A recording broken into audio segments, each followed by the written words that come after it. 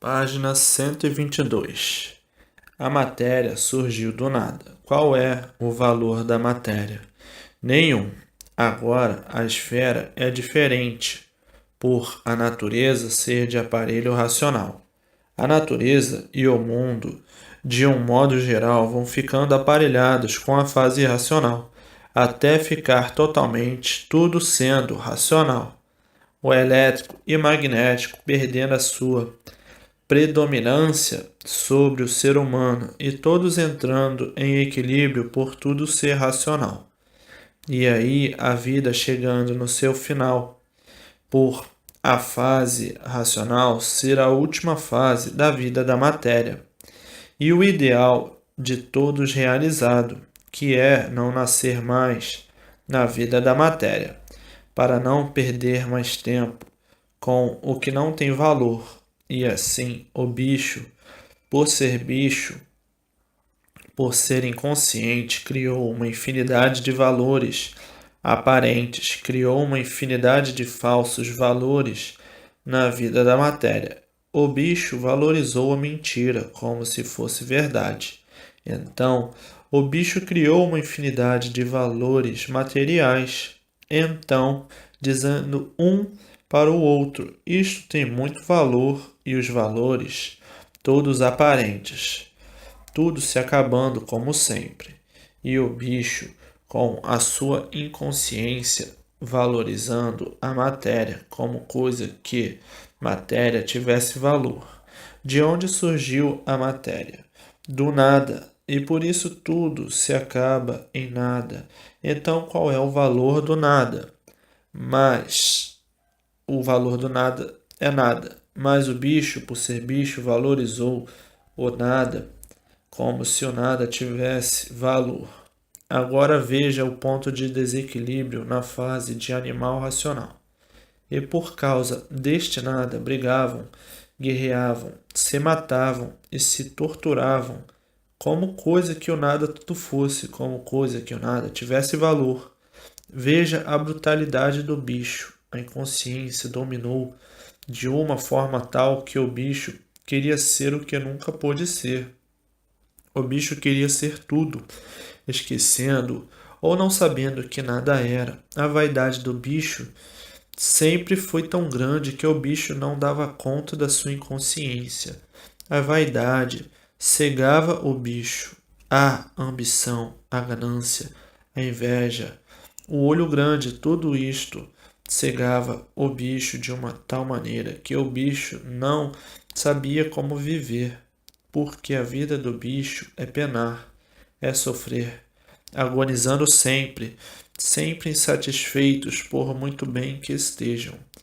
E daí o bicho se tornava insaciável, de forma que o bicho criou e inventou os horrores para a sua destruição mais depressa, e por isso a poluição, envenenando a atmosfera. Para a liquidação do bicho, o bicho humano, como em outras épocas, era tratado. E assim a ferocidade do bicho humano sempre foi uma coisa incalculável. Então, dantes, em outras épocas, era tratado o bicho humano e o bicho das selvas. Depois, com o adiantamento da evolução do progresso das palavras, é que surgiram novos nomes, de acordo com o adiantamento da época. Foi onde botaram o nome de animal racional, e com as novas invenções de palavras, botaram o nome de gente, dizendo o seguinte: eu sou gente, não sou bicho. E com o aperfeiçoamento das invenções de palavras, novos nomes, novos dotes. E assim foi a evolução dos papagaios, inventando sempre palavras novas de acordo com o orgulho, a presunção e a vaidade. Novos nomes, novos títulos para os pretensiosos e orgulhosos se colocarem uns melhores do que outros. Que o bicho sempre foi muito vaidoso e prosa e pretensioso. Então, criaram os títulos de superioridade, os nomes de superioridade e os nomes de inferioridade. Até que ponto chegou a vaidade do bicho? O bicho sempre quis ser um melhor do que outro, mais bonito, mais sabido, mais prova, mais em tudo. E assim, veja a confusão no meio da bicharada, como é tão grande, que chegou ao ponto de desentendimento total. E daí o desequilíbrio geral. Qual é o bicho que vive hoje satisfeito em cima da face da terra? Nenhum. A insatisfação é grande universalmente. E por isso as encrencas, o torvelinho de confusões não cessam. E daí a vida de todos se tornando cada vez mais penosa, e o aborrecimento, o descontentamento, sendo geral universalmente.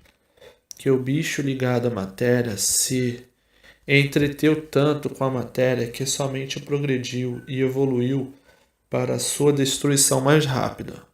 E por isso está aí o caos no universo, tudo piorando sempre, as ruínas imperando em todos os setores da vida, a multiplicação da poluição, a multiplicação da degeneração e a multiplicação da destruição. A vida se tornou uma vida conflagrada de guerreiros vencidos, lutando sempre para viver e sendo destruídos pelas lutas da vida, e no fim da vida, quando chega, diz o seguinte: lutei tanto para nada, estou no fim da vida, e daí a pouco acabou-se.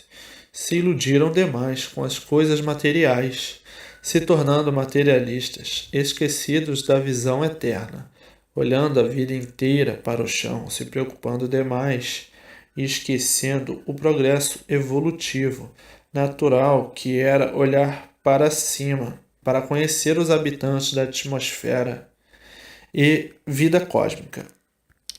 Se assim fizessem, já estariam libertados há muito. Se olhassem para cima, mais do que vinham olhando para baixo, estariam em melhores condições, porque se aproximavam do certo e melhoravam o estado da vida da matéria.